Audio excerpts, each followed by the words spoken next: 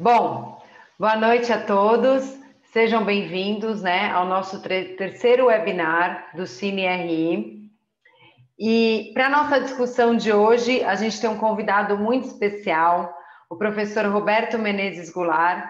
Ele hoje é professor associado do Instituto de Relações Internacionais da UNB, coordenador do Núcleo de Estudos Latino-Americanos também na UNB, além de professor visitante do Centro Giovanni Arrighi na Johns Hopkins. Roberto, um prazer ter você aqui hoje. Eu tentei resumir um pouco o seu currículo, o extenso currículo, e acredito que vai ser uma oportunidade única, os alunos poderem escutar um pouquinho a sua percepção sobre os filmes de hoje. Antes de eu te passar a palavra, eu vou fazer uma breve apresentação dos filmes que a gente vai estar discutindo hoje, Então, a nossa proposta hoje é abordar 3 filmes que a gente assistiu aí durante esse semestre, todos eles relacionados à questão da América Latina, Por isso mesmo, tão importante a gente ter conosco aqui o professor Roberto. O primeiro filme é um filme antigo, Acho que para muitas das gerações de vocês, Não tinham nem nascido. A História Oficial, um filme argentino de 1985, que foi relançado no ano de 2016. Teve como diretor o Luis Puenzo. Na época, ele ganhou o Oscar de melhor filme estrangeiro. Se a gente for pensar em termos de orçamento, ainda mais quando a gente pensa na indústria de Hollywood e compara com a indústria de Hollywood, é um filme de orçamento baixíssimo, não batendo aí nem 100 mil dólares. E em termos aí de retorno, foi um filme que deu 69 mil dólares de retorno, sendo que ele foi muito mais visto no cenário internacional do que na esfera doméstica. Quase 60% da distribuição desse filme foi realizado em outros países. Também vamos discutir um pouco El Botão de Nácar, ou Botão de Nácar, que é um documentário muito mais recente, de 2015, do Patrício Guzmán, que vai estar aí apresentando muito a questão da ditadura no Chile, mas falando muito da questão da violência dentro da sociedade chilena, É importante comentar, eu acabei não mencionando, mas o História Oficial é um filme que vai contar muito sobre a ditadura argentina e qual foi o impacto dessa ditadura argentina e como é que era a violência da ditadura argentina. E, por fim, e aí talvez tentando trazer uma outra perspectiva, não só a perspectiva dos latinos sobre a história latina, a gente vai abordar o Casa de Mi Padre, que foi dirigido pelo Matt Piedmont, que era um dos diretores do Saturday Night Live.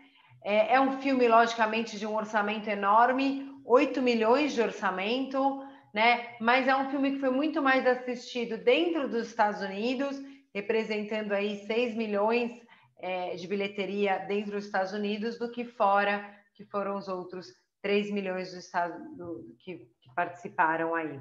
Então, são 3 filmes, acredito que na conversa, Roberto, a gente vai trazer, discutir outros filmes, Mas a ideia é a gente estar fazendo aí uma discussão de como o cinema pode ser, uma forma, um mecanismo, de ensino e aprendizagem e de trazer novos olhares aí para os alunos de relações internacionais que têm essa preocupação de entender mais o mundo e entender mais uma região que a gente faz parte, que a gente é visto como parte pelos outros, mas que muitos de nós não nos consideramos parte, que é a América Latina.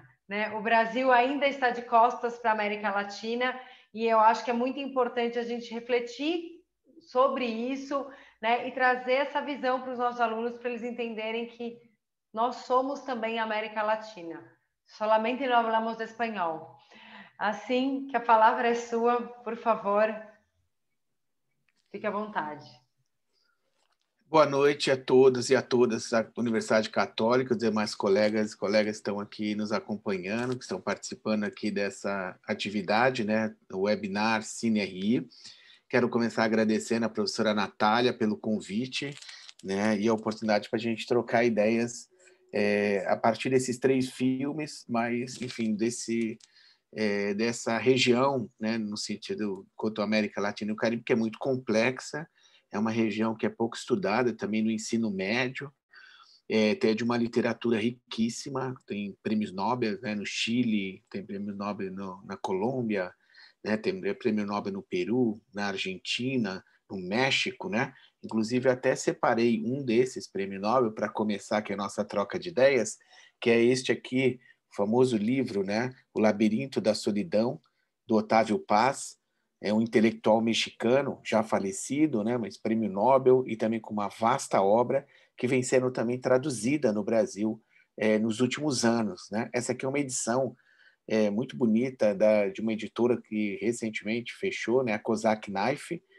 ou Kozak Naif, e que dava um acabamento muito bonito aos seus livros, né? E também com traduções impecáveis. E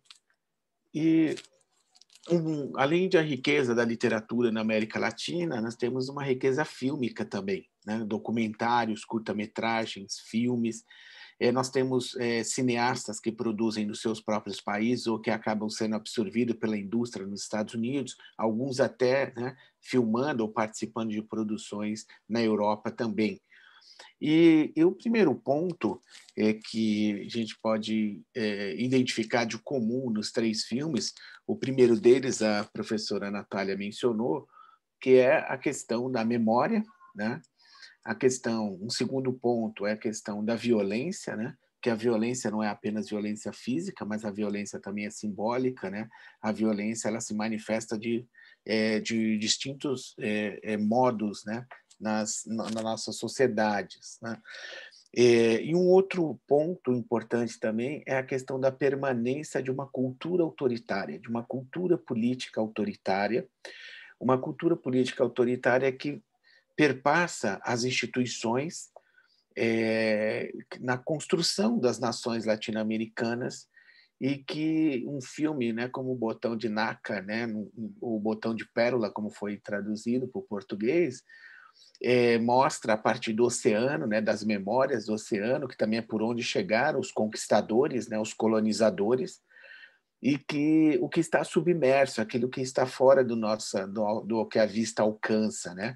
E esse é um ponto fundamental por conta de como dentro de cada país também vai se reproduzindo aquilo que é chamado de uma colonialidade interna, né? E essa colonialidade interna, vai se reproduzindo nos países, vai estereotipando.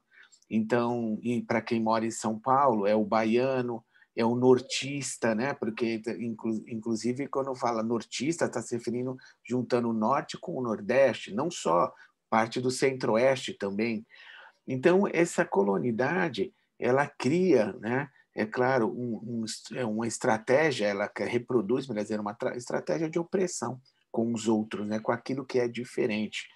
Então, você tem no Chile, no filme, né, o Botão de Nácar, os Mapuche, né, os povos indígenas, que acabam sendo silenciados, né, são assassinados, têm seu território invadido e a sua história apagada, né, que isso tem sido chamado de apagamento. Né? Então, como é que ele vai escrever sua própria história se é uma cultura oral? Né? Como é que você tem, quais documentos se tem da ditadura na história oficial? Né? Você tem a versão dos fatos, aquilo que na história também há estudos né, de uma linha chamada a história dos vencidos, né? Porque você fala da história dos vencedores, mas e a história dos vencidos? Né? Então, essa história dos vencidos, no caso, por exemplo, do México, você tem um território, né, que foi tomado pelos Estados Unidos na metade do século XIX por algumas batalhas, que levou 53% do território mexicano. E um escritor mexicano, que também era diplomata, muito importante, muito conhecido, Carlos Fuentes, ele definia a fronteira num livro chamado O Espelho Enterrado. Tem um documentário muito bonito também sobre, a partir dessa adaptação, né, desse livro, em que ele diz que não é uma fronteira entre o México e os Estados Unidos, é uma cicatriz, né, uma cicatriz profunda. E a visão que se tem quando se coloca numa categoria ampla, que é a categoria de latino, né? Nos Estados Unidos, acaba que inclui todo mundo. Aquilo que também é conhecido, né, pejorativamente como cucaracha. Né? Então, você tem todo mundo, a ideia que se tem, né, por muitos nos Estados Unidos, é claro que menos nos circuitos mais intelectualizados, mas você tem um imaginário de que, por exemplo, a capital do Brasil é Buenos Aires. Né? Você tem um imaginário de que todo mundo fala espanhol na América Latina, que os sons são os mesmos, a musicalidade é a mesma, todo mundo dança rumba na América Latina. E isso nós vemos no Brasil, por exemplo, nos anos 40, né? no contexto da Segunda Guerra Mundial, quando os Estados Unidos começam a conquistar culturalmente a América Latina. Ele começa a influenciar com a produção de filmes, né? Com a produção de livros, né? Mas sempre pelo olhar dos Estados Unidos. Então, tem um filme famoso que foi encomendado, né, ao Orson Welles, né, o famoso diretor do filme Cidadão Kane, em que o Orson Welles passa a filmar em 1942, 43, salvo engano, no Rio de Janeiro, na Bahia e assim por diante, e ele tinha um roteiro para fazer. E o Orson Welles começa a se desviar do roteiro e vai começar a descobrir outro Brasil, né? Com o Grande Otelo, com uma série de figuras, e que o roteiro original vai ser deixado de lado e que eles acabam, portanto, suspendendo o financiamento, porque fugia aos interesses de tentar retratar um certo Brasil para certos grupos nos Estados Unidos. E muitos anos depois, esse material foi localizado, já na década de 90, por um cineasta brasileiro chamado Ricardo Sgarzella, que tem, entre outros filmes famosos, um chamado O Bandido da Luz Vermelha, em que ele consegue recuperar nos Estados Unidos e ele monta um filme, que é quase um documentário, que dá o nome de Isto é Brasil. E que o filme original dá nome a um festival de documentário famoso, né, brasileiro, chamado It's All True, É Tudo Verdade, né, dirigido pelo Amir Labaki. E o filme que o Orson Welles faz, também outros cineastas foram convidados, né, ou seja, contratados, melhor dizendo, para retratar alguns outros países. Então, esse imaginário que se tem, ele vai também gerando personagens. No caso do Brasil, o Zé Carioca. Né? É feito um personagem específico, né, para encontrar com o Pato Donald, para encontrar com outros personagens da Disney, que é exatamente essa ideia de nações irmãs, nações que são próximas. E essa conquista cultural, né, dos Estados Unidos, ela vai se dando muito lentamente e de maneira sistemática. E é interessante notar que ali, mesmo na fronteira, está muito próximo, Estados Unidos, né, com o México, é claro, nessa fronteira, aí, como eu me referi nas palavras do Fuentes, como uma cicatriz, você tem também nas universidades nos Estados Unidos, muitas universidades, aqueles centros são chamados Centros de Estudos Latino-Americanos. Né? E esses centros de estudo latino-americanos, eles se debruçam, nem todos eles com aspectos apenas políticos, históricos, econômicos, mas também aspectos antropológicos, aspectos, né, cinematográficos, artísticos, né, e as demais expressões da cultura. Então, você tem, às vezes, em alguns desses centros, pesquisadores que são brasileiros. E aí, portanto, cabe isso já mais recente, em anos mais recentes, em que você abre cátedras em algumas dessas universidades e aí vai financiando, né, exatamente a tradução de livros, a apresentação, por exemplo, de uma semana dedicada àquele país e assim por diante. Então, vai diminuindo um pouco essa ignorância, esse estranhamento de um país em relação ao outro. Sobretudo, um país que tem uma posição hegemônica no mundo, como os Estados Unidos. Então, como que os Estados Unidos retratam os asiáticos? Como eles retratam os vietnamitas, sobretudo, porque lutaram uma guerra e venceram os Estados Unidos numa guerra. Então, como que eles retratam os africanos? Né? Você imaginar que na Inglaterra, o Tarzan, né, o personagem, ele nunca foi à África. E o Tarzan é um personagem, né, que muito conhecido no imaginário dos anos 50, 60, 70. Então você tem hoje, embora tenha a internet, esse estranhamento continua ainda imenso. Né? E aí, pegando especificamente o filme, né, que é uma comédia, assim, meio com açúcar, né, em linhas gerais, se a gente for ver, mas o filme procura mostrar exatamente como se dá essa relação de quem com esse outro país, o México, que, vamos lembrar, tem 25 milhões de mexicanos nos Estados Unidos, né? E parte deles estão no contingente de 11 milhões de indocumentados. Então, você tem experiências muito irregulares, experiências diferentes dos mexicanos nos Estados Unidos. Tem gerações de mexicanos nos Estados Unidos. Mas, mesmo eles tendo a cidadania, muitos deles não se reconhecem como estadunidenses, se reconhecem como mexicanos. E, mesmo isso, não aplaca ainda esse estereótipo e também, é claro, essa tentativa de reduzir o outro. Né, como diz o Otávio Paz, em vez de tomá-los pelas suas realizações, as suas criações, as suas contribuições, você passa a reduzi-los, é claro, para dominá-los e, com isso, colocá-los numa posição de inferioridade. Então, o filme, né, destacar uma cena ou duas do filme, nós vemos ali o estereótipo mais grosseiro, né, e que não é tão estranho assim, porque nos livros didáticos, às vezes, são retratados dessa forma. E quando você está retratando um mexicano, de certa forma, você está abarcando todos os demais latino-americanos. Né? Então, não tem essa ideia de dizer, não, eu sou diferente, eu não sou um cucaracha, eu não sou como esses aí. Né? Então, você tem, no conjunto ali dessa relação, que seriados, né? Enfim, novelas mexicanas. Lembrar que o México tem um canal, né? A Televisa, que é a Rede Globo mexicana, que produz novelas, que passam aqui, algumas delas no Brasil também. Então, eles têm também uma produção imagética do que sejam os Estados Unidos. Né? Tanto que, no momento do filme, um norte-americano diz, né? Um estadunidense, nem todos nós somos iguais. Né? Tem gente honesta aqui. E o mexicano também, da outra parte, também fala. E só tem uma cena do filme em que ele resolve dialogar em inglês com os outros, porque o outro diz, não, ele nem fala inglês, quer dizer, isso aí é uma língua de bárbaros, né? Ele nem fala inglês. E depois ele pega e diz, não, fala inglês perfeitamente. E aquele momento que ele diz, eu quero que vocês se matem, desde que o problema não cruze a fronteira. Né? E, portanto, então aí tem um ponto que eu quero deixar para vocês, que também é um imaginário de que a América Latina é mais fonte de problemas do que fonte de solução. A América Latina é mais uma ameaça do que uma possibilidade de cooperação.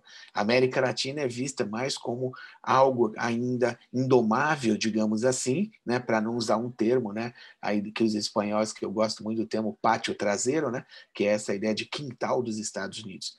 Então, é claro que pode parecer simplista colocar dessa forma, mas o filme, as sutilezas dele, é exatamente mostrar uma violência na fronteira, e, portanto, é claro, por que é a fonte, o que é a fonte principal dessa violência? O tráfico.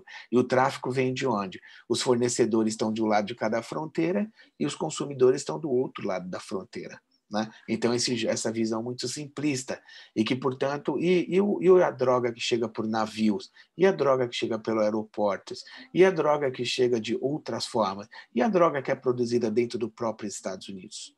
Né? Então, essa questão da fronteira aí não é apenas, é claro, a fronteira física, mas também é a ideia, né, no imaginário que acaba sendo reproduzido do perigo, o imaginário que acaba sendo reproduzido de uma ameaça. Eu vou avançar aqui, e no filme, e no oposto disso, nós temos exatamente o apoio que os Estados Unidos deu ao golpe militar, por exemplo, tanto no Chile, em 1973, quanto Pinochet, e na Argentina, que é exatamente a fonte, sobretudo, da violência que está sendo retratada nesses dois filmes, que é o caso da Argentina, o desaparecimento de 30 mil pessoas, né? E como o filme, a história oficial, retrata um dos dramas centrais, né, gerados na ditadura e vivido pela população, por boa parte da população na Argentina, que é exatamente, né, a matança, a tortura, né, o exílio, a perseguição impostas, né, a cidadãos e cidadãs argentinos, e mais do que isso, um esquema institucionalizado para roubar crianças. Crianças essas que foram tanto entregue para aqueles que colaboravam com o regime, como mostra no filme, assim como foram vendidas, né, para em mecanismos, né, de tráfico internacional, né, de seres humanos. Então, a fonte dessas duas violências, tanto no Chile quanto na Argentina, tem a ver com a derrubada do Salvador Allende em 1983 no Chile, que instaurou uma ditadura sangrenta com o Pinochet, que vai de 73 até 1990, 17 anos, cuja Constituição de 1981 ainda está em vigor. E essa Constituição é uma Constituição que procurou silenciar o Chile. É uma Constituição que tenta tornar lei, né, o silenciamento, tornar lei exatamente o direito, né, ou seja, o direito de calar a sociedade. O Chile, ainda hoje, é um país relativamente amedrontado. Né? Agora, essa Constituição, que é o primeiro passo para o Chile se democratizar, porque o Chile, ainda hoje, é uma democracia semi-soberana. E é claro que o Chile tem, na perseguição aos Mapuche, aí é a questão não só da memória, mas da reparação histórica. Tanto que os Mapuche terão terão assentos na redação da nova Constituição no Chile. Né, para além das 155 cadeiras que foram criadas e que serão divididas paritariamente, metade para homens, metade para mulheres, e mais, né, algumas cadeiras para os Mapuche. Então, é questão da memória, porque tanto a Argentina quanto o Chile, eles praticaram o chamado voo da morte, né? Ou seja, eles dopavam os perseguidos presos políticos, muitos deles jovens, 19, 20 anos, 21 anos de idade, homens, mulheres, né? Perseguiam a tudo e a todos e lançavam de aviões militares em regiões onde tem incidência de tubarões. Então, ou seja, o botão de Narca é exatamente aqui, né? Para quem assistiu o filme, eu não quero aqui dar um spoiler, mas já que estamos discutindo, exatamente de mostrar como é que aquele botão foi parar no fundo do oceano. Como que o mar permanentemente, o mar da história, ele está para usar um clichê de certa forma, mas ele vai sendo revolvido porque existe né, atividade tectônica no fundo do mar e que ele vai revolvendo e aos poucos coisas vão trazendo à superfície.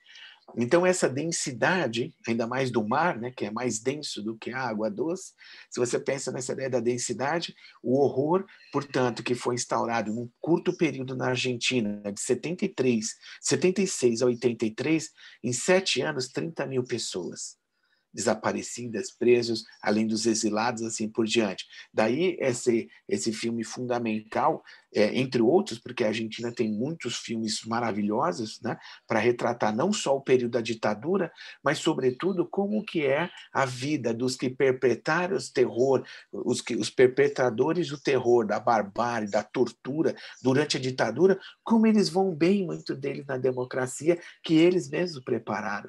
Uma democracia de baixa intensidade. Né? E no caso do Chile, a mesma coisa. Então, você tem personagens, não só personagens, mas comportamento de classes, vamos dizer assim, tanto na Argentina quanto no Chile, que é um comportamento daqueles que se colocam como próximos, né, daqueles que, entre aspas, tentaram manter uma normalidade, mas muitos se deram bem. Porque você imagina, e aí finaliza, tá, Natália? Você imagina que uma família que é forçada ao exílio e deixa para trás as suas propriedades, deixa a sua casa, por exemplo, né? Deixa uma fazenda, uma chácara, né? Ela deixa uma biblioteca para trás, ela deixa um automóvel, enfim, porque eles matavam as pessoas, nunca mais vão voltar. Então, isso também eram instrumentos de apropriação por parte do aparato, né, repressor, como era também era dado como um butim de guerra, que é como as crianças são tratadas, né, no filme A História Oficial. Ela é um butim de guerra, nós matamos o inimigo e nós vamos nos apropriar, né, de um prêmio da guerra, e esse prêmio da guerra, no caso, são seres humanos, indefesos, assim como seus pais.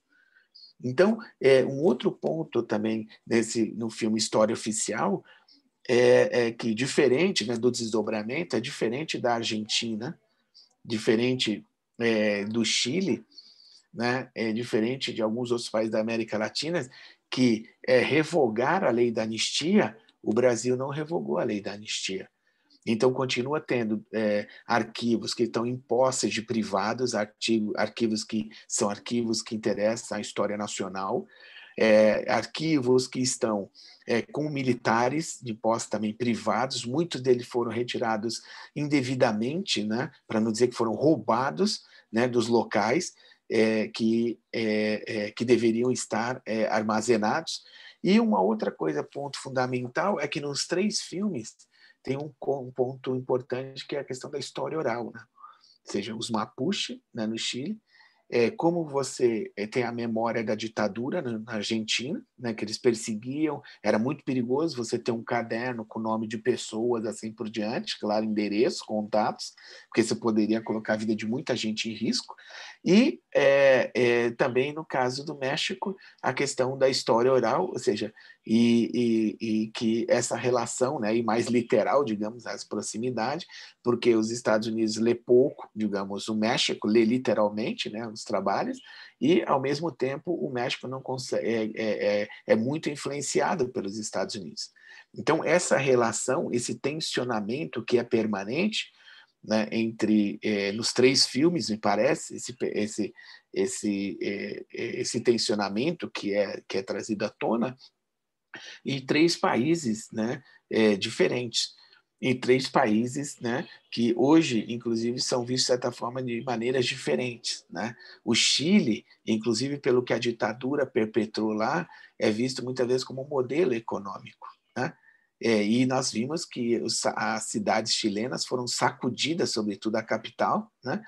Há um ano atrás, onde praticamente quase derrubou o presidente da República, né? O presidente foi salvo, como diz, pelo gongo, foi salvo pela pandemia.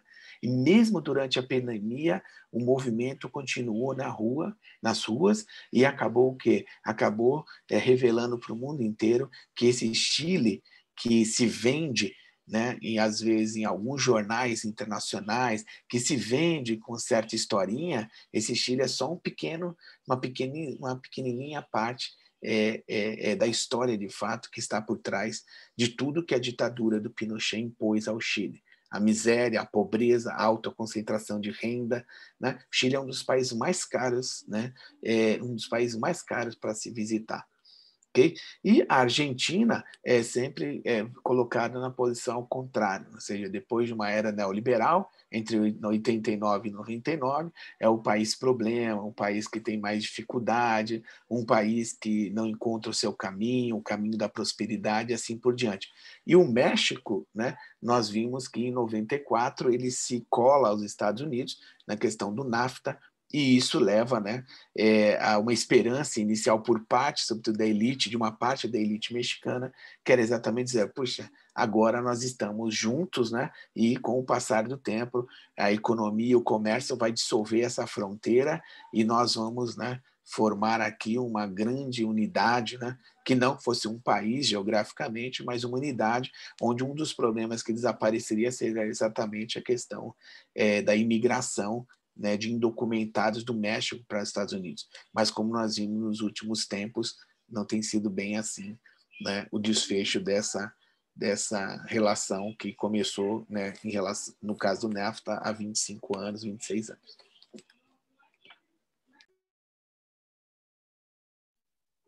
Você sabe, Roberto, você fazendo essa apresentação, né, no começo você pontuou 3 questões, né? A questão da memória, da violência e da cultura autoritária, né? E eu fiquei aqui pensando, inclusive antes de eu falar, queria aproveitar que, pessoal, quem quiser fazer pergunta, manda aqui pelo chat, que eu vou levantando aqui as perguntas para o Roberto, tá? Sobre o filme. Então, vocês podem mandando pergunta por aqui que eu vou colocando. Mas eu fiquei aqui pensando sobre esses aspectos na sociedade brasileira, né? Não teve como não refletir sobre o Brasil, né? É o único país onde a lei da anistia não existe mais. Também tem uma questão da nossa violência, ela ser algo... A violência na Argentina, na ditadura, ela ficou muito clara, quando foi a violência contra os mesmos, né? Dos brancos contra os brancos. Porque a própria Argentina, quando a gente pensa nela, a Argentina ela se tornou um país, né, de maioria europeia porque teve um extermínio muito grande das suas populações indígenas, da sua população negra, né? Você ainda tem na região do norte da Argentina, perto da Bolívia, uma grande parte de população indígena, mas aquela parte, os próprios argentinos, os portenhos, vamos dizer, nem consideram aquilo Argentina. Ah, aquilo já é a Bolívia, né? Ali não, eles não sabem se comportar, né? Tudo. Mas quando tem essa violência, né? Que eles se sentem, né, parte de um todo, de uma identidade comum, acaba, de certa forma, gerando essa comoção. E aí a gente tem todo o processo, né, de humilhação dos militares que foi feito na Argentina e que no Brasil acabou não sendo feito, né? No Brasil, na verdade, a gente teve, e aí teve um trabalho de TCC ontem que foi apresentado, que falava sobre a Minustah, que foi liderada pelo general Heleno, né, no Haiti. E eu fiquei pensando, né? Os nossos militares, eles foram, inclusive, liderar missões de paz internacionais e hoje eles fazem parte do governo, né? Eles estão dentro do governo. E a nossa violência, ela aconteceu na ditadura, mas ela não aconteceu, talvez, de forma tão ferrenha, vamos dizer, com aquele grupo que pertence à colonidade interna, e me apropriando um pouco do termo que você utilizou, né? Mas tem um grupo no Brasil que é o grupo que, enfim, sofre violência constante e é permitido sofrer, né? Que é o pessoal da periferia, é a favela. Não importa, por exemplo, se no Rio de Janeiro você não tem leito de hospital público, né? Acho que hoje mesmo teve uma declaração do pessoal da Fiocruz falando para mudar a questão no Rio. Então, a gente tem uma violência que eu acho que ela é muito mais forte e constante e que não se mudou, e talvez pela questão da memória, e aí fazendo link com a memória, né? Qual é a memória, né? Como é que a gente constrói a memória?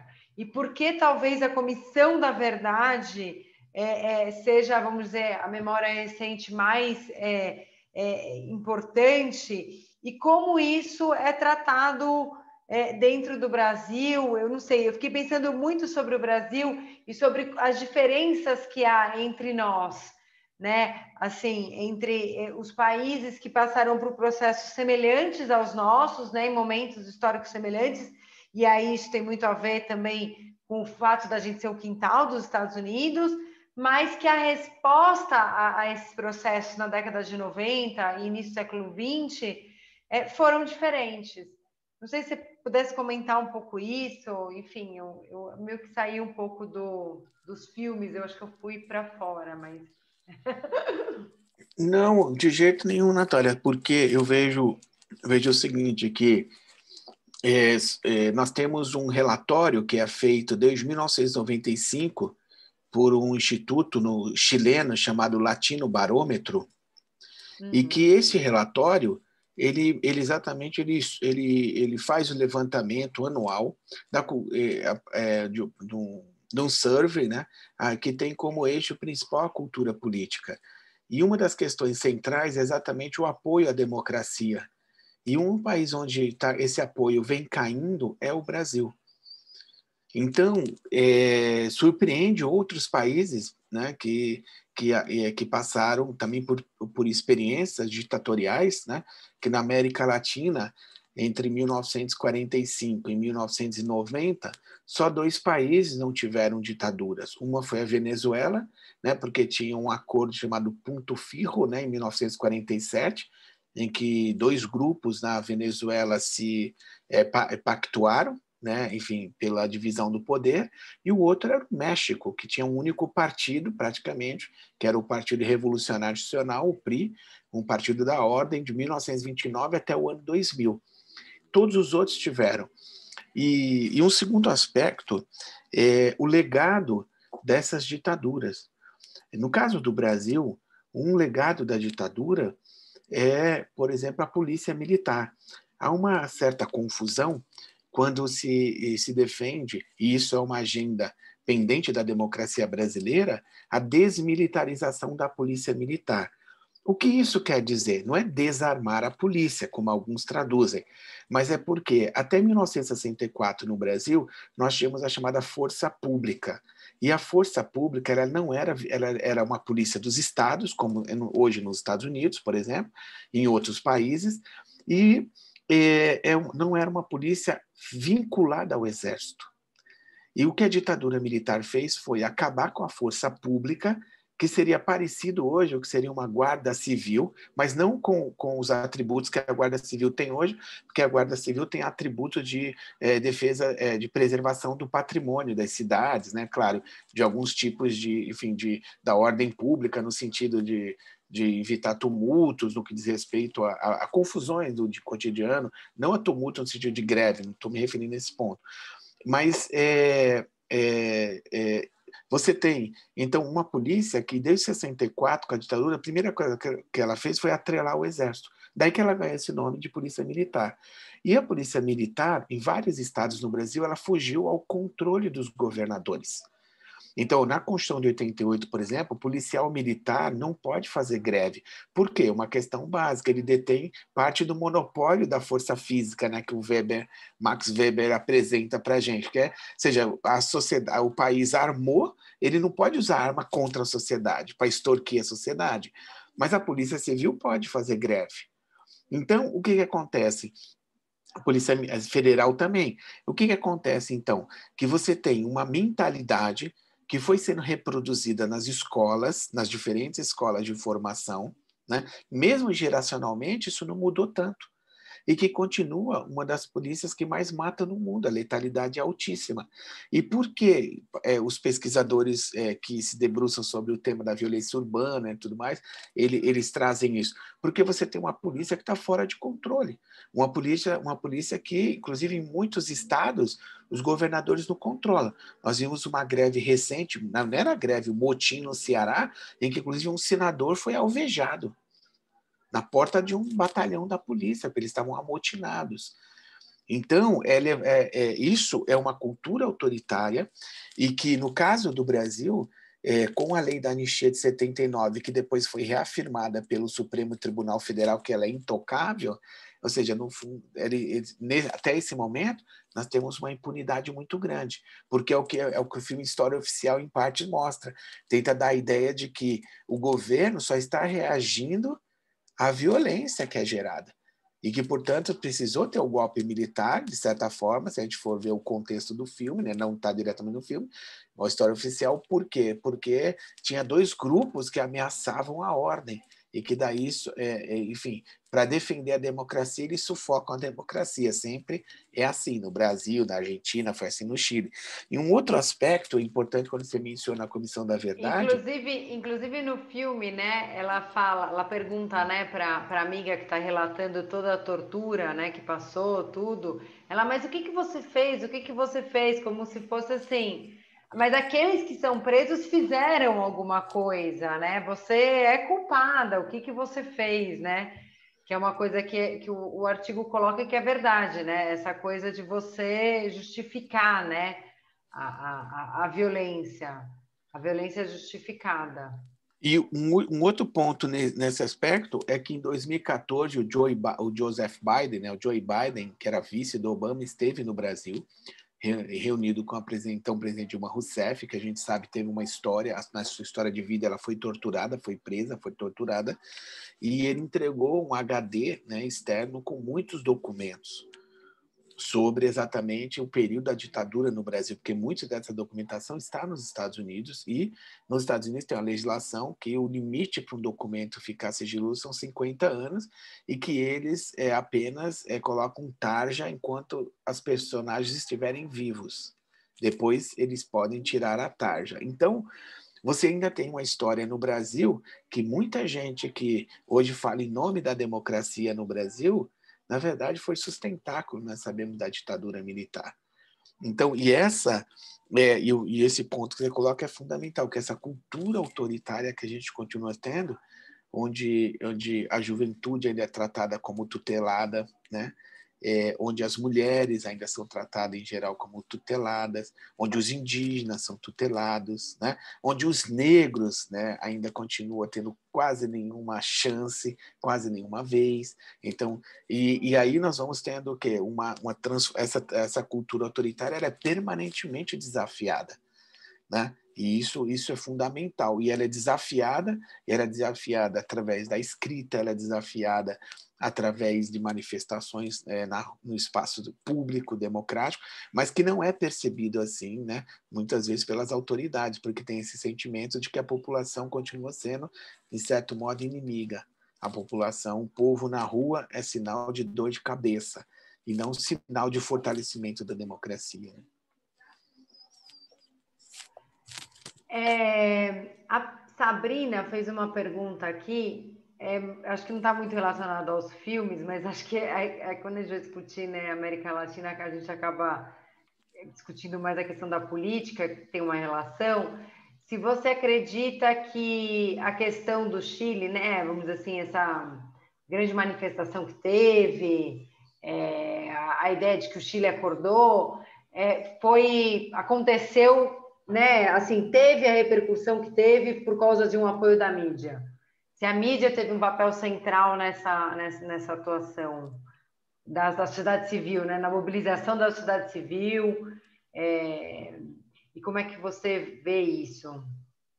Eu vejo que com a saída do Pinochet do poder, né, em 1990, nós sabemos que a Constituição que está em vigor no Chile, ela tornou o Pinochet senador vitalício e até 1997 ele ainda era o chefe das Forças Armadas no Chile, né? Quer dizer, eles prepararam direitinho para eles não cederem o poder e nem serem perseguidos.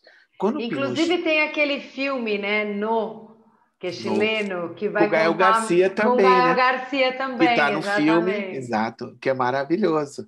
Como que é a propaganda? Excelente. Tem um outro filme muito do Patrício Guzmán sobre o Chile, que chama A Batalha do Chile, né? Porque uma coisa que a ditadura no Chile fez, assim como a Argentina, chegou mais ao extremo no Chile, foi de tentar erradicar a oposição, né? E daí, em 1990, quando a democracia cristã no Chile retorna ao poder, com Patrícia Alvim, depois vai ter o Ricardo Lagos também como presidente, já mais à frente. Também tem a Michelle Bachelet, né? O pai da Michelle Bachelet, ele estava no Palácio em 1973, quando o Palácio foi bombardeado. O pai dela foi perseguido também, porque, né, ela tem, salvo engano, não lembro se o pai ou se alguém da família é diplomata, né, também. E então você tem, quando a Michelle Bachelet governou o Chile em dois momentos, né, e na última vez em 2014, nós tivemos também manifestações intensas no Chile, né, que veio se adensando desde os anos 90. Por quê? No Chile, tudo é pago. A água é privatizada. O custo de vida é altíssimo. Não sei quem já teve a oportunidade de estar no Chile. Eu fui num seminário no Chile em 2014. Para você ter uma ideia, o Chile tem cerca de 45 acordos comerciais, mas não se traduz em preços mais baixos para os chilenos. A comida é caríssima, os salários são baixíssimos. O segundo custo maior para os chilenos é o transporte. Então, o Chile, ao longo desses últimos 30 anos, veio fermentando, e com diferentes lideranças, diferentes movimentos. Movimentos pequenos, movimentos no interior. Né? 60% da população do Chile está em torno da capital, Santiago. Então, você teve... aqui coloca o papel da mídia, mas eu acho que as redes sociais tiveram um papel. Eu creio que mídia aqui no sentido mais tradicional, né? Mas sim, certamente deu visibilidade aos protestos, mas eu creio que sobretudo as redes sociais, né, no Chile. E também nós tivemos um movimento da juventude chamado os Pinguins, né, que no Chile lutavam pela universidade pública, porque no Chile existe universidade pública, mas ela é paga. É uma pequena parte só que não é paga. Tem que contrair um crédito educativo para poder estudar e paga durante 15, 20 anos e com salários muito baixos. Então, no Chile, também envolve outras gerações que não só a juventude, claro, né? E o Chile, eu creio que a ideia do Chile acordou ele já vem desde o combate às lutas ao Pinochet, né? Tem um livro do Ariel Dorfman, que é um chileno, que é professor nos Estados Unidos, um livro muito famoso, entre outros, chamado Longo Adeus a Pinochet. É publicado no Brasil pela Companhia das Letras. E ele começa a relatar o momento em que ele volta ao Chile, né, já como um professor consagrado, né, nos Estados Unidos, tal. Ele volta ao Chile e as memórias dele, que ele vai revivendo as memórias dele, mas é claro, ele acolheu muitos chilenos também nos Estados Unidos. Então, eu creio que a estátua, de fato, se tornou um símbolo, porque uma das bandeiras que foi levantada naquela imagem famosa é a bandeira Mapuche, né, que aparece no filme O Botão de Nácar, que exatamente para mostrar ali exatamente o Chile profundo, digamos assim. O Chile profundo não só do ponto de vista das dificuldades econômicas, das desigualdades profundas no Chile, mas, sobretudo, essa questão de tornar como um ator político, um ator social, né, os povos, podemos chamar assim, primitivos, no sentido de primário, né, os primeiros que estavam ali, ou também como é chamar de povos originários, né, seja, para não usar um termo assim, o povo nativo, né, mas que enfrentaram, né, as primeiras violências no momento da conquista. Então, creio que sim, o Chile, essa mobilização permanente da juventude, o uso das redes sociais, também parte da imprensa chilena, né, acendeu ali, digamos assim, ou manteve aceso parte desse dinamismo das manifestações por direitos sociais, enfim, e outros direitos na sociedade chilena. Então, a gente pode até pensar que a questão da memória no Chile foi muito mais presente, né? Mesmo tentando se silenciar tanto, ela se manteve uma memória histórica no Chile, na Argentina, enquanto no Brasil essa memória ela foi, né, se dissolvendo, assim, não sei, ela vai sumindo na sociedade. Você imaginar, né, só uma informação bem rápida, em abril deste ano, o governo Bolsonaro, né, porque ele tem duas agências federais de fomento à pesquisa, né? Uma é a CAPES, que é ligada ao Ministério da Ciência e Tecnologia, como nós sabemos, e que ela é grande responsável pelo financiamento das bolsas de iniciação científica. Financia outras modalidades de bolsas também, mas sobretudo a bolsa de iniciação científica. E a CAPES, que é mais ligada à pós-graduação, né? E que, portanto, financia bolsas, concentra seu financiamento, mestrado, doutorado e bolsas de pós-doc, por exemplo, né? E o CNPq, neste ano, tinha anunciado que o governo Bolsonaro, na figura do próprio presidente, pediu a extinção das bolsas de iniciação científica para de humanas. Agora, nesse momento, né, e foi um processo, né, enfim, para tentar reverter isso, conseguiu se reverter, mas agora, novamente, o ataque vem contra as bolsas de mestrado e doutorado, sobretudo, que é um edital, que é o edital 25 do CNPq, que simplesmente está excluindo o financiamento da área de humanas na pós-graduação. Então, como é que você vai pesquisar, né? Isso que a Natália exatamente está colocando, a produção científica na Unisantos, nas outras universidades que fazem pesquisa no Brasil, como é que você vai pesquisar se não tem o financiamento? Então, é uma forma também de silenciar, uma forma também de calar, né, o direito que a sociedade tem à verdade, porque, né, esse é o ponto. Então, a questão é que, quando você vê os livros que foram premiados sobre a questão da memória, né, livros que são originários de dissertação de mestrado, tese de doutorado, trabalhos de pós-doutorado, né, e outros trabalhos também, trabalho de jornalismo investigativo, entre outros. Uma coisa que chama atenção no Chile como é caro o livro. Mas como a professora de história do filme coloca, se não está no documento, não conta. Esses livros, eles são baseados em história oral, Exato. né? Na Exato. oralidade. Então, para que ficar fazendo pesquisa que fica baseada em entrevista? Isso não é essa a ideia, né? Exato. Esse fio é interessante porque a gente está falando da cultura autoritária, dos regimes autoritários, eles também têm sustentação social, né? Inclusive, até fazer propaganda aqui, tem um livro, uma trilogia chamada A Construção Social das Ditaduras. São 3 livros maravilhosos e que está sendo vendido por R$ 8,90 cada um, né? Pelo menos 2 deles na internet, novos, na Amazon. Eu vi esses dias, até eu tinha só um deles, comprei os outros 2. E você vê que é um livro que praticamente está sendo o quê? Está sendo colocado, né, como refúgio, digamos assim, um estoque que sobrou e está sendo distribuído. Não sei se teve mais de uma edição, mas, de todo modo, o livro está disponível. Né? E livros, é importante esse tipo de material, que é a construção social das ditaduras. Né? Ou seja, a ditadura também não veio, caiu do nada. Né? Como é que vai se construindo, né, a sua legitimidade social? E o que a professora Natália coloca é fundamental, né? Traz um ponto importante do filme, quando a professora é confrontada, né, com o noticiário, o que está acontecendo ali. Quer dizer, por que a gente não fala da história do presente?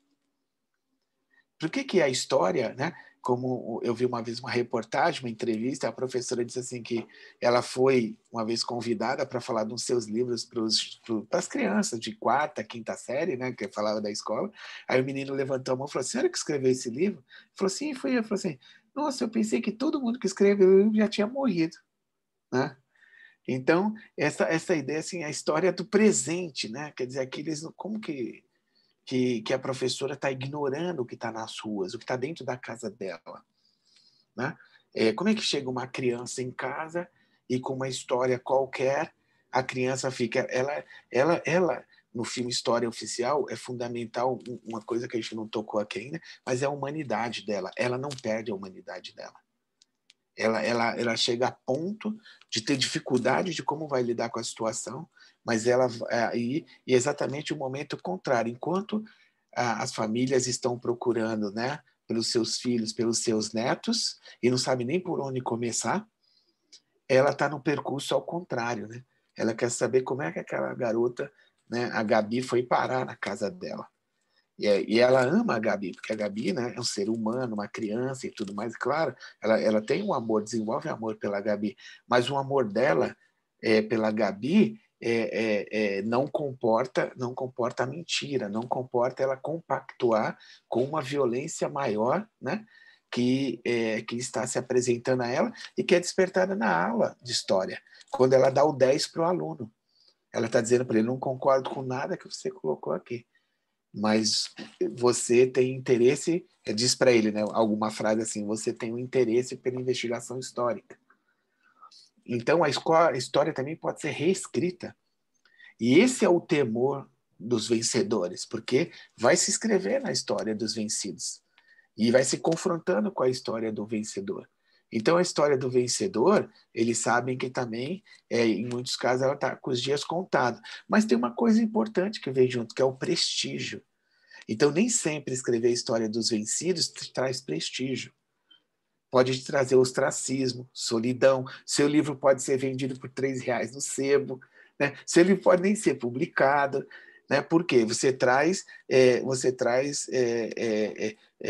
não vai ser convidado para determinados programas na televisão, você não vai ser convidado, né, para o lançamento do seu livro, você não vai ganhar prêmios, porque tem muito prêmio por aí que a gente tem que desconfiar. Tem prêmio muito sério, mas tem muito prêmio por aí que a gente tem que desconfiar também. Então, porque a gente sabe a história da Guerra Fria, né? Sobretudo que é um período que a gente conhece. Bem, e só uma cena que também vocês devem lembrar, do filme muito famoso, muito bonito também, muito bem feito, que é a Lista de Schindler, né? Em que é um momento em que, no campo de concentração, porque tinha campo de concentração de trabalho, né? Que tinha trabalho. Então, em que um professor de literatura, ele é questionado, cada um deles na fila é questionado, né? Você sabe fazer o quê? Eu falo: eu sou marceneiro, eu trabalho com isso. Aí ele diz: eu sou professor de literatura. Ele fala: então vai para a fila de quem vai morrer, né? Ele fala: mas como nesse país literatura não é mais importante? Ele está ali, diante da morte, né?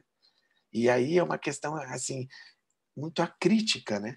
E é como a professora começa, ela diz: eu não gasto de perda de tempo, né? Ela começa na escola, diz: eu não gosto de perda de tempo, eu não gosto de duas, três. Ela fala três coisas que ela não gosta. Não gosta de perder tempo, não gosta de outra coisa, nem outra coisa. Então, mas ela vai se confrontando, também ela vai se redescobrindo como professora. Ela não está ali só como instrumento da repressão, está no instrumento autoritário, né? E ela vai se mostrando humanizada, porque há um momento em que um colega dela não fica bem no filme, um outro professor entra no carro dela, pega uma carona, vamos tomar um café, entrega uma pasta para ela, como se fosse um dossiê de um aluno, né? Quer dizer, e ali poderia. E ela não faz uso, aparentemente, daquele dossiê, né? Ou seja, uma sociedade onde todo mundo está vigiando todo mundo, e ela pergunta para o cara, rindo assim, né, num segundo encontro no café: quem é você? Afinal de contas. Né? Ele fala: eu sou perigoso. Mas será que ele transita pelos dois mundos? Será que ele produz? Como é que ele fala? Mas eu tenho contatos na secretária da escola, entrega um dossiê. Que dossiê é aquele, né? Enfim, e ela como professora, ela vai descobrindo que o mais importante de estar ali na sala de aula é estar com aqueles jovens, né? Com aqueles jovens que usam gravata, uma escola muito conservadora, uma escola provavelmente que forma a elite é parte da elite argentina, então, portanto, ela vai percebendo a margem que ela tem, e ela inclusive usa da posição social dela, que ela é tida como uma burguesa alienada, vamos simplificar assim, se me permite, né? E ela usa disso porque depende do bairro onde você mora. Você tem um automóvel, imagina a distinção que não é nos anos 70. Você tem uma televisão em casa, gera uma distinção, e você imagina um automóvel. Então, mostra que esse círculo social dela, ao momento que eles estão na mesa, em que uma senhora começa a falar, e ela começa a falar de cada um deles, né? Ou seja, vai pegando no calo de cada um deles, ao lado de um general que está ali, né? Então você vai tendo ali tudo assim, não é só uma aparência que está sendo mantida ali, né? É exatamente a ideia da sua cumplicidade, ela é cotidiana, ela é permanente, e você também está sendo vigiado, né? Então você imagina uma cena em que a mulher confronta o marido com a verdade, quer saber dele, ela tentou de várias maneiras, em vários momentos diferentes, e a violência que ela sofre. E ali, uma coisa que ela agiu bem foi o quê? Ao abraçá-lo, com a filha, o telefone que ela não pode falar, com a filha machucada, né? Ela está com a mão, digamos, uma das mãos quebradas, né? Ela, a cabeça batida contra a parede várias vezes. O que ela faz? Ela entende que diante do torturador, naquele caso, ela tem que tentar o quê? Tentar sair viva da situação, né? Então, quando aquela cena, uma cena muito boa, quando o pai corre na cama para ver se a filha está lá e põe ele à prova, né? Ou seja, olha, o que é você chegar em casa e sua filha não está? Nós mesmos, quem viu o filme a primeira vez, você fala: o que aconteceu com a criança? Né? Então, assim, um gesto simples daquele confronta ele com a consciência dele. Né? E há outros filmes, eu falei a lista de Schindler e outro, onde esse choque, né, com a questão de você não perceber o que está acontecendo de fato, está ali, mas, na verdade, é melhor você evitar falar disso em público. Né? Ele tenta falar disso em casa, no privado, mas não público. Então, como que a repressão, a ditadura, os torturadores, os repressores, eles queriam o seguinte, que você mantivesse isso no espaço privado e não trouxesse para o espaço público. O problema é que no Chile, eles forçam para levar para o espaço público. Né? O Pinochet foi enterrado, na verdade o Pinochet ele foi cremado, porque o Pinochet é católico, tinha que ser enterrado. Mas qual era o temor?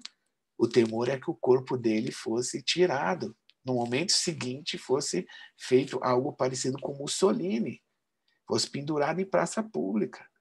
Então, o que aconteceu? É melhor cremar e ponto final. Mas ele não foi enterrado com honra de Estado. E um neto dele, que era do exército de alta patente, se manifestou e a Bachelet exonerou ele. Então, são pequenos gestos que a nação vai dando, então, que vai encorajando também a população, dizendo porque o que pode acontecer. Eu me alonguei, Natália, mas esse é um ponto que é fundamental, né, nessa questão que é colocada, né, de como ainda a nossa cultura política continua no Brasil, Sim. porque o brasileiro está muito ensimesmado em si, muitas vezes, né?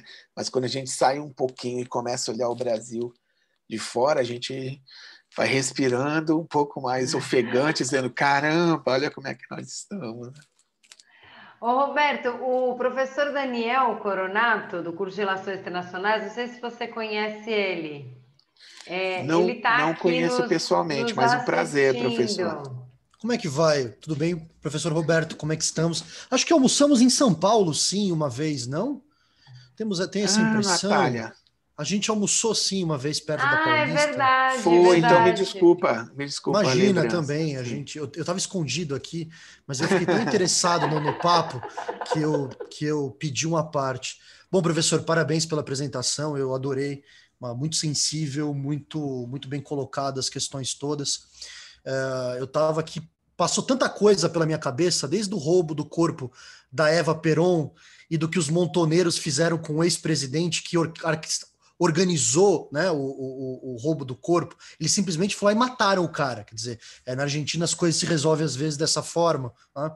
Mas eu estava relembrando, quando eu comecei no mestrado, um susto que eu tomei. Quer dizer, sou um homem de classe média, branco, com todos os meus privilégios, né?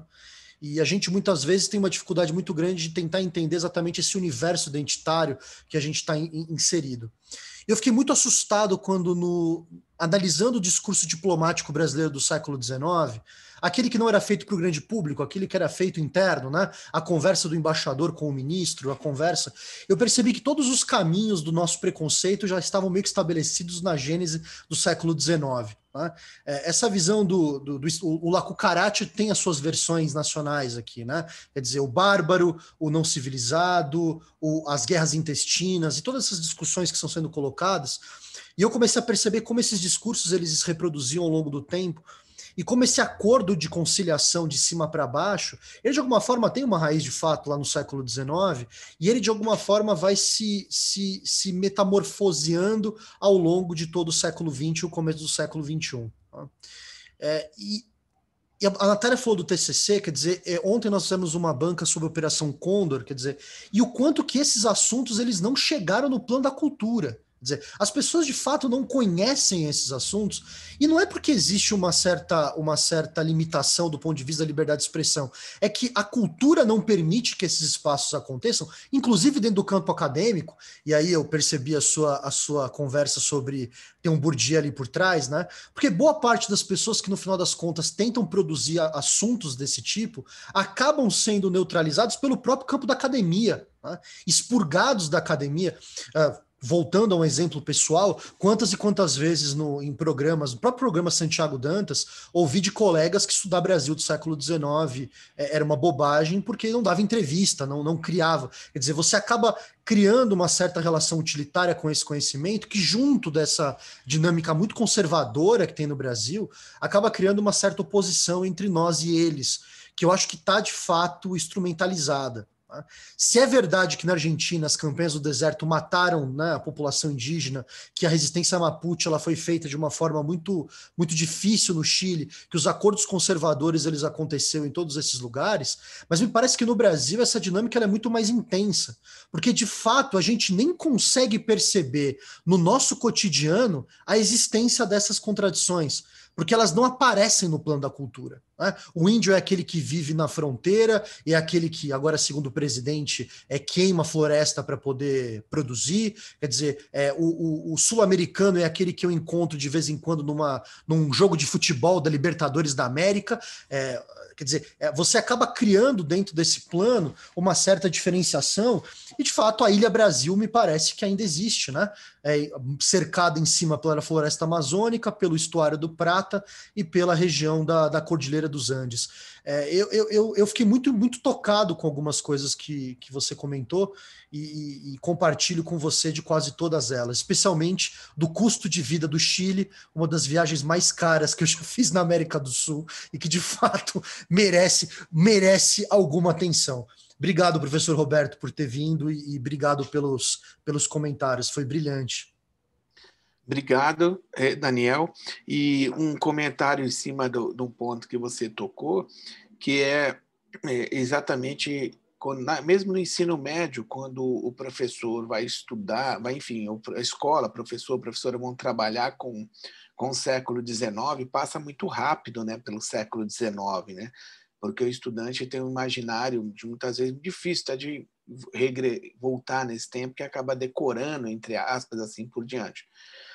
E você toca num dos lugares, né, aqui estudantes de relações internacionais, que às vezes é muito idealizado, né, que é, por exemplo, o Itamaraty, que você teve, por exemplo, a primeira companheira do Sérgio Paulo Rouanet, que até dá nome a uma lei da cultura, né, porque ele foi ministro da cultura no governo Collor, e a lei ficou com o nome dele, né, um sujeito erudito, né, que é diplomata, mas a primeira companheira dele foi praticamente uma das primeiras mulheres a ingressar no Itamaraty.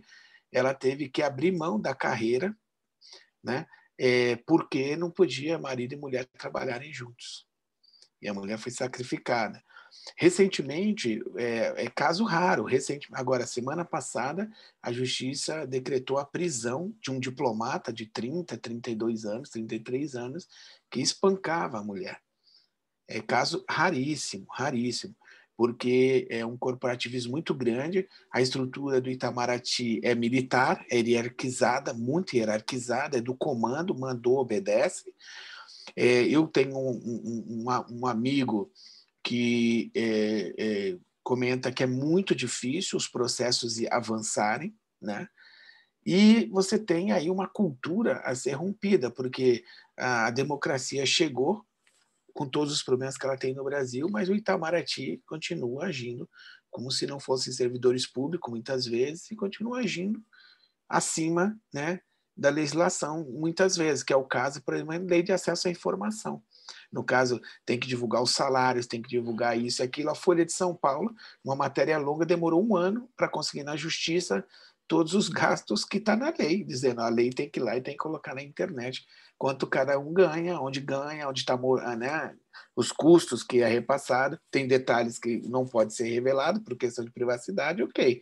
Mas do ponto de vista ainda da mentalidade do Brasil, é uma diplomacia de punhos de renda, em grande parte, né? E uma diplomacia que está muito presa ao século XIX, uma visão de Barão de Rio Branco, esses negócios e tudo mais, que ainda é uma visão, né, uma visão muito arcaica, essa ideia, né? E assim, pouca experiência, pouco contato que eu tenho, embora esteja em Brasília, você tem com diplomatas, mas você tem uma visão assim, virou diplomata, né? Passou no concurso de admissão da carreira diplomática, o CACD, você vai ficar 1 ano e meio a pessoa fica 1 ano e meio fazendo o curso ali no Instituto Rio Branco, na verdade é para formatar a cabeça, não é para estudar teoria de RI, não sei, é para formatar a cabeça, meu, entendeu? E aí depois ela passa 4, 5 anos, né? Porque para ir avançando na carreira é política, não tem negócio, uma tabela que você vai preencher pontos, você vai avançar.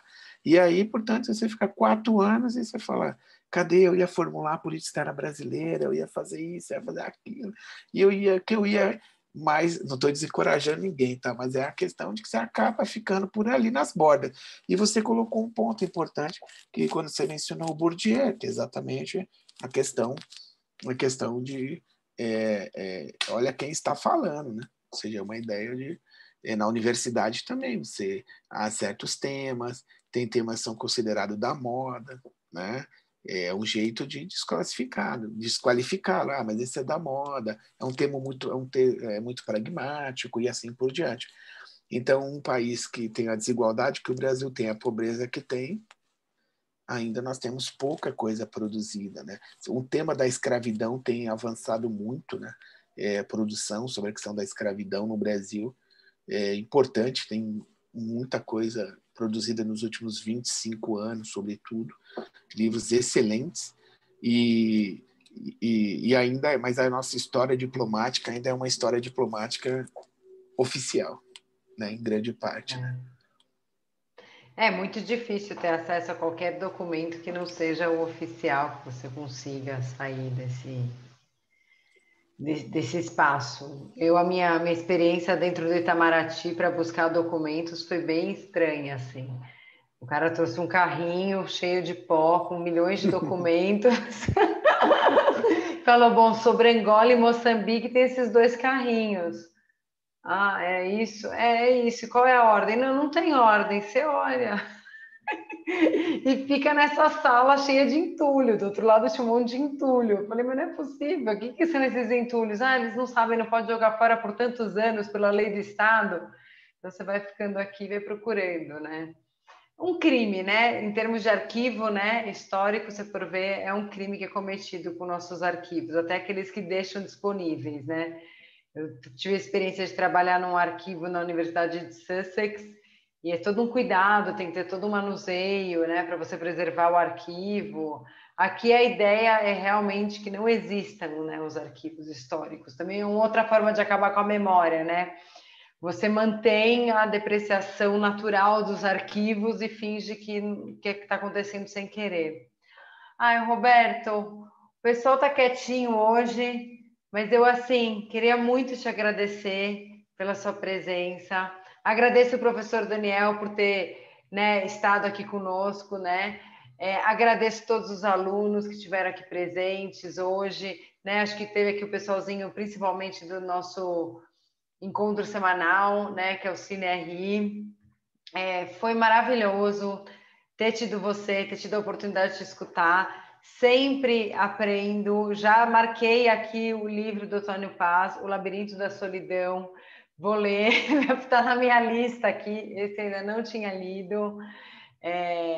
Uma pena que a gente não vai poder se encontrar para você me emprestar, porque senão eu ia pegar essa edição emprestada. E foi ótimo, assim, queria te agradecer muito.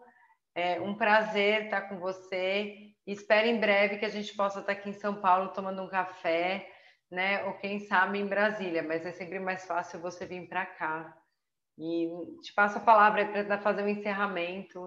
Mas muito obrigada mesmo. Natália, eu agradeço a você pelo convite. Aceitei com muito prazer, nem titubeei, foi logo de cara, né? O professor Daniel, a todos os estudantes que estão aqui, estou vendo aqui os nomes: Natália, Gabriela, Maísa, né, Jaqueline, né, Sabrina, Giovana, Letícia, Bianca, Vinícius, né? Essa geração que vai escrever também parte dessa história, né, que a gente está comentando aqui.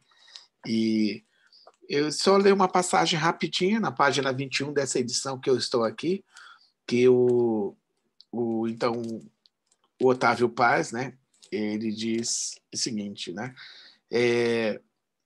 a existência de um sentimento de inferioridade, real ou suposta, com relação ao mundo, poderia explicar, ao menos parcialmente, a reserva com que o mexicano se apresente diante dos outros e a violência inesperada das forças reprimidas quando elas rompem essa máscara impassível.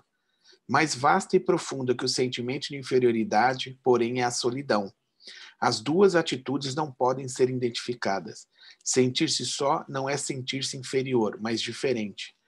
O sentimento de solidão, por outro lado, não é uma ilusão, como às vezes o de inferioridade, mas expressão de um fato real. Somos de fato diferentes e de fato estamos sozinhos. Então, muito bom. Quero desejar um excelente fim de ano para todos, um ano difícil para nós todos, né, que marcou a nossa geração, uma crise sanitária inédita, que foi inclusive objeto aqui de um dos Cine RIs, né, que eu assisti, e que a Natália me enviou o link depois. E um ano difícil, mas também um ano para a gente redobrar a esperança, né, e redobrar também a nossa capacidade de mudar, né, tanto a nós quanto o que está à volta e o que está além. Então, Natália, muitíssimo obrigado. Obrigada, Roberto, mais uma vez. Boa noite, pessoal.